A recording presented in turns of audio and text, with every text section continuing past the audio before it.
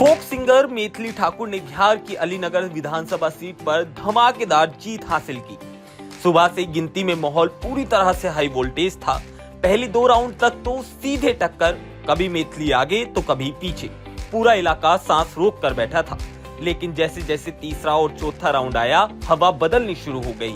मतलब मैथिली ने अब बढ़त बना ली थी और उसके बाद उसने कभी पीछे मुड़कर देखा ही नहीं। हर राउंड में उनका ग्राफ ऊपर जाता रहा और विरोधी का नीचे, और जो वोट का मार्जिन था वो भी हजारों में था। गिनती खत्म होने तक मैथिली ठाकुर ने कुल 84,915 वोट हासिल कर लिए थे और इसी के साथ अलीनगर की सीट पर उन्होंने क्लीन जीत मार ली।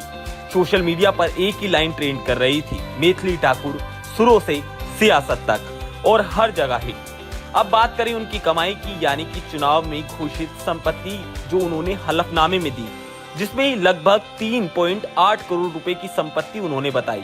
अब ये भी चर्चा है कि अपनी फैन फेवरेट गायिका के साथ साथ मैथिली जो फाइनेंशियल मामले हैं उसमें भी किसी बड़े मंत्री से कम नहीं है। जीत का जश्न देखने लायक था। हर जगह ढोल नगाड़े, नाच, मिठाइयाँ और सेल्फी की लाइन थी।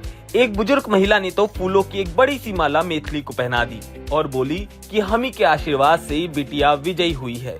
मैथिली ठाकुर ने जीत के बाद कहा कि ये जीत उनकी नहीं बल्कि पूरी अलीनगर की जनता की जीत है।